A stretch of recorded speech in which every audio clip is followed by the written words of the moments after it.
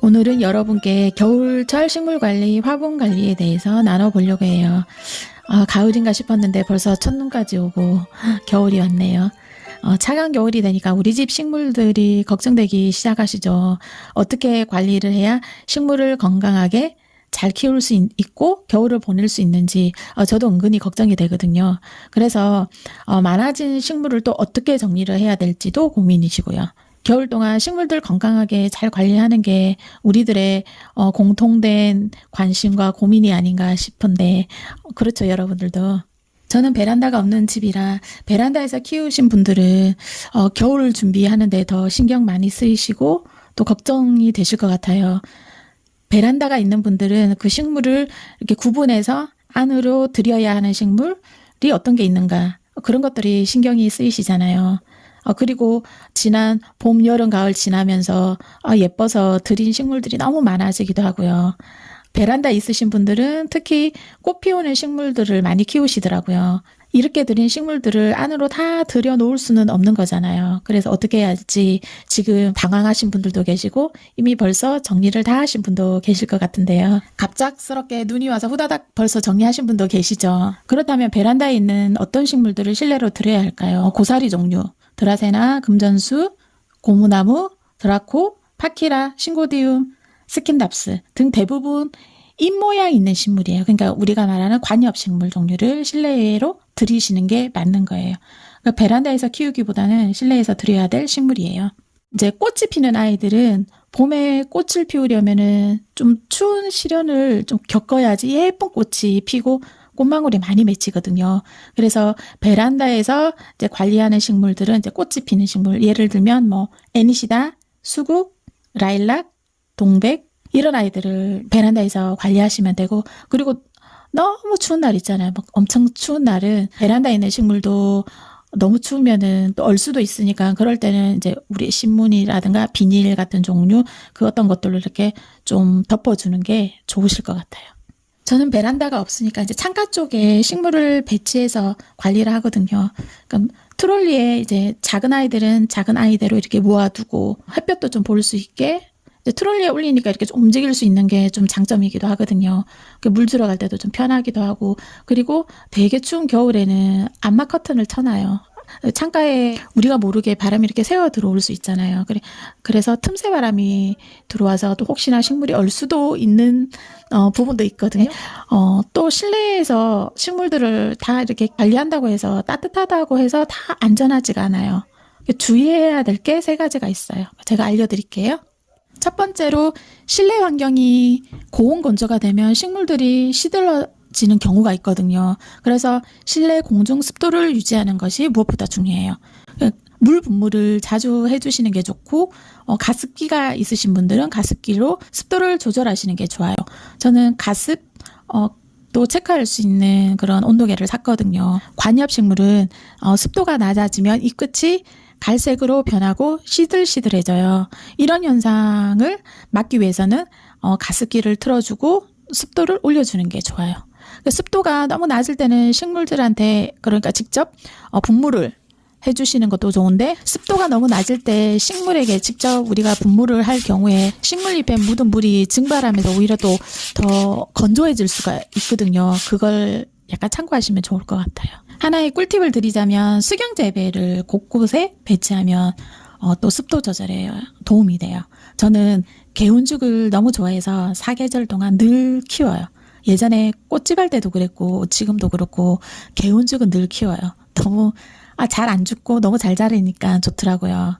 죽일 일이 거의 없어요. 그래서 수경재배를 하면 좀 습도 조절도 잘 되고 해서 우리가 플랜테리 하는데 더 도움이 되고 재미있게 더 키울 수 있어요. 보통 겨울 실내 습도는 40에서 60도이면 적당하고 고사리과는 이제 70까지 습도가 70도까지 되면은 좋아요. 참고하세요. 두 번째는 물주기에 대해서 알아볼게요. 식물은 겨울에 성장이 아주 느리고 어떤 친구는 성장이 좀 멈춰 있고 그렇거든요. 그래서 겨울에는 이제 물 주는 거를 평소 때랑 똑같이 주시면 안 돼요. 겨울에는 물 주는 걸 속도를 좀 더디게 해주셔야 돼요. 속도를 더디다는 거는 횟수를 좀 줄여주는다는 거죠. 여름에는 겉흙이 마르면 물을 줬다면 겨울에는 사실 안 그쪽 흙이 마를 때 주는 게 가장 좋거든요. 그래서 저는 이제 습도 조절, 흙에 이렇게 찔러서 습도 조절할 수 있는 걸 샀어요. 이제 그걸로 저는 관리를 하거든요. 물 주는 시간을 밤에 주는 것보다, 그러니까 밤에 주면은 춥잖아요. 그러면은 실내라도 아무래도 좀 얼 수도 있잖아요. 그죠? 베란다에도 있으신 분들은. 그래서 가능하면은 이제 늦은 오후나 낮에 물을 주시는 게 좋아요.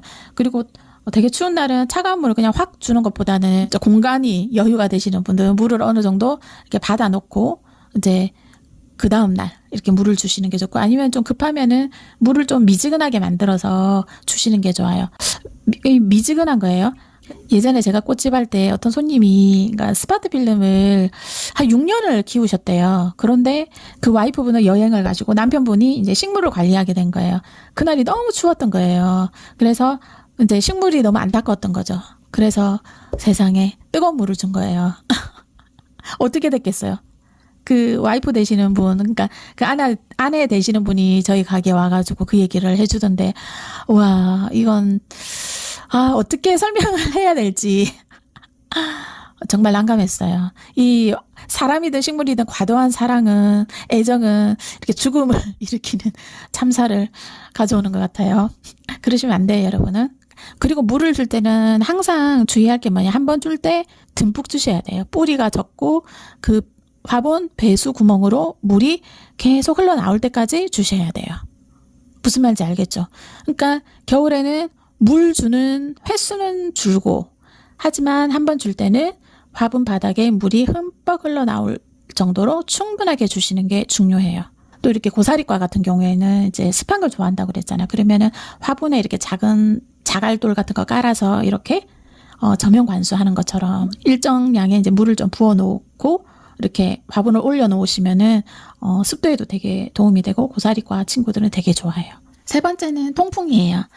사실 추워서 우리 문 열기 싫잖아요. 저도 그래요.